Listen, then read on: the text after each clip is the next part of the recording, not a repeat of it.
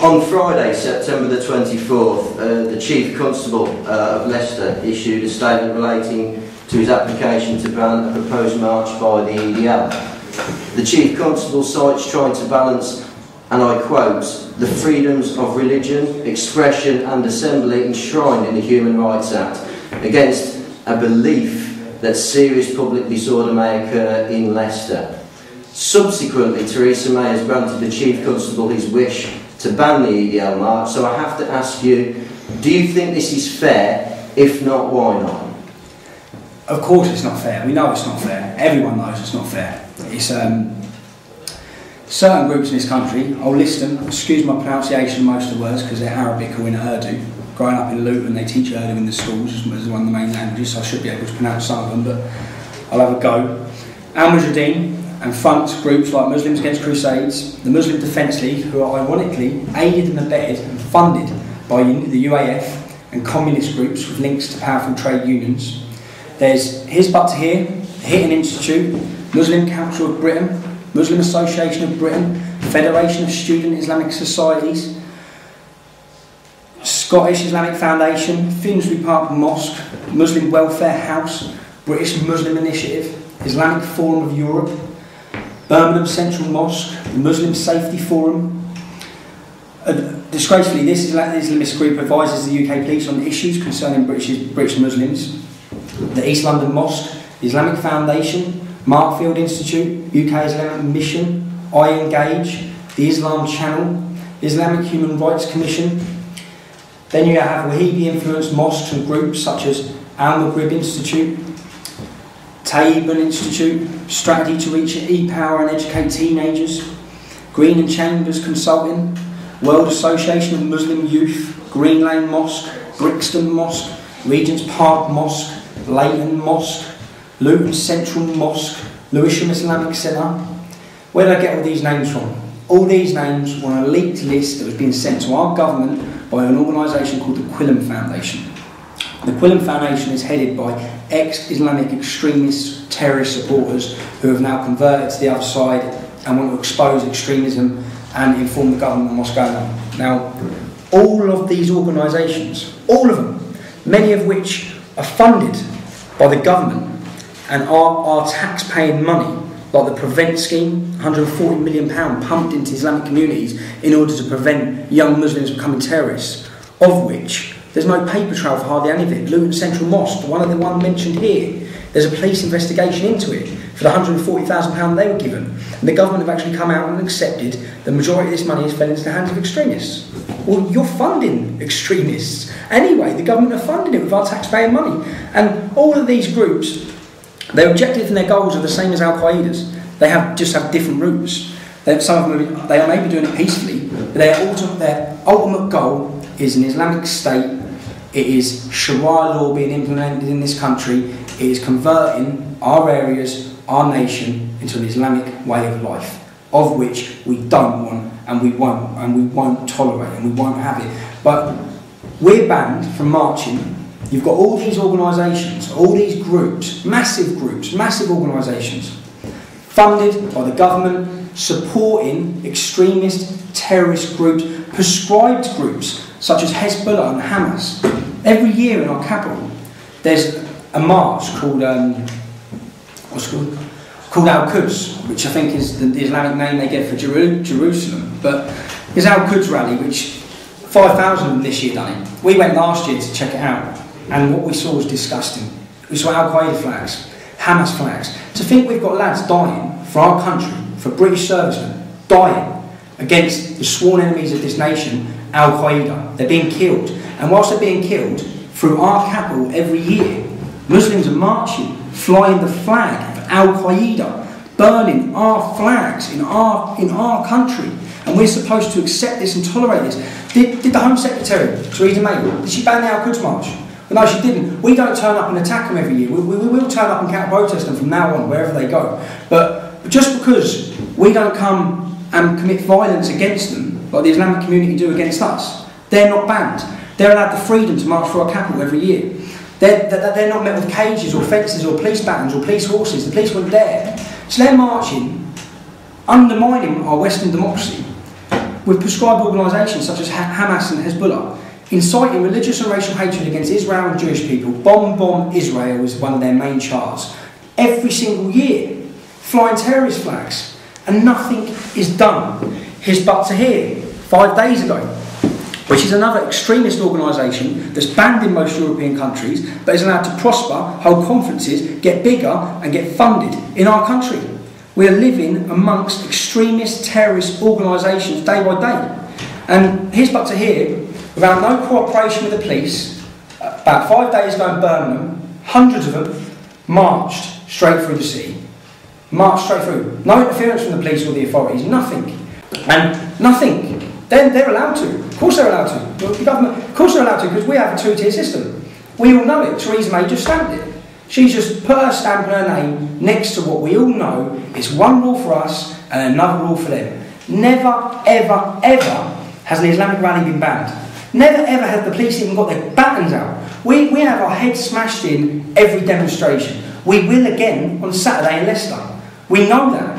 The police would never dare pull their koshes on any Muslim people's heads. They wouldn't do it. They treat us kid gloves for their community, iron fist for ours. We all know it. We have cooperated with the police for months prior to this demonstration. We made a 13-page dossier stating all the facts of when we marched, such as Newcastle, we marched, no arrests. Bolton, we marched, 5 arrests. We've marched in London 3 times, no arrests. When we march, there is no trouble.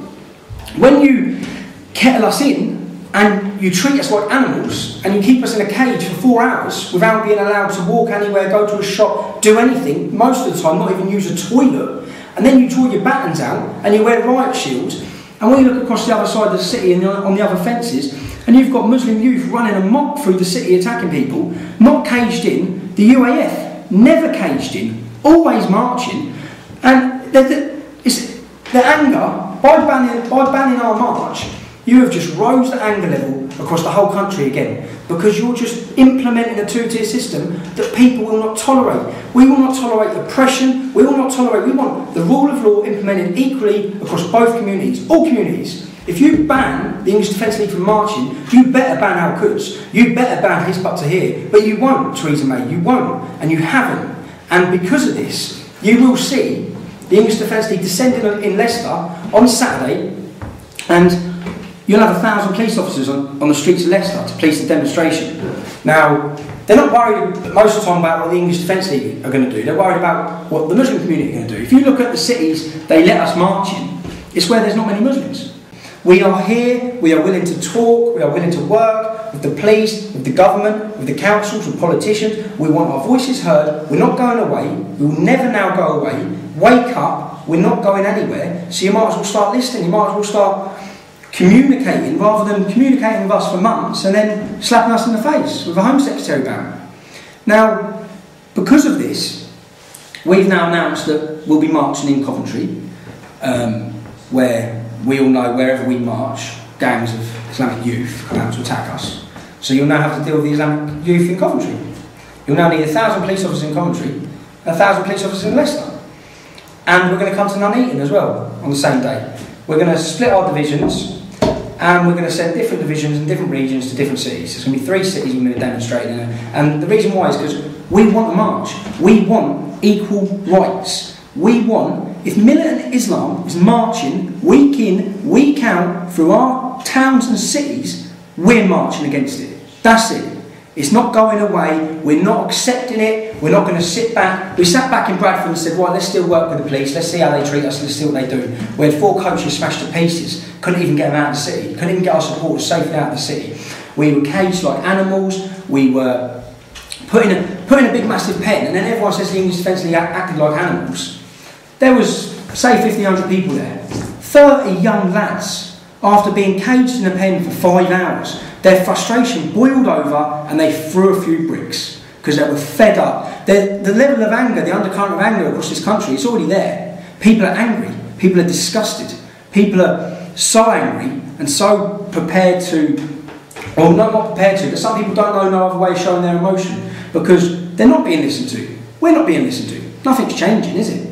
We're trying to change it. We're trying to wake people up. We're trying to wake the wider public up to the threat we are at in our nation to militant Islam. The threat, not just of terrorism. We're not just talking about terrorism now with Muslims blowing things up. We're talking about the slow way they're overtaking our country, our towns and cities. It may be Luton and Leicester and Birmingham today, but it's your town tomorrow. You won't know what I'm on about. So you've got your head in your clouds or your head's buried in the sand. You don't want to believe it. You need to believe it. You need to realise it because we're talking it, because we live it. We're not doing this for no reason. We're doing it because this has got to be done. And failure is not an option. They are homophobic. They want to throw all the gays off rooftops. And homophobic attacks have gone up 200 or 300% in every city with Muslim communities. They're forced out. It doesn't matter to me what religion my mayor is. It doesn't matter. It's the only thing that matters to Islam. Any Islamist group should be banned because our country's democracy is under threat. The English Defence League will combat them wherever they are, and we will not rest until they are banned. The European Court of Human Rights. Islamist groups want one world leader for Islamic world domination. Part of what they want to implement is Sharia law. Now, I think it was about 7 years ago, the European Court of Human Rights actually ruled that Sharia law, every aspect of Sharia law, is incompatible, completely incompatible with Western way of life, with democracy. It is the complete opposite.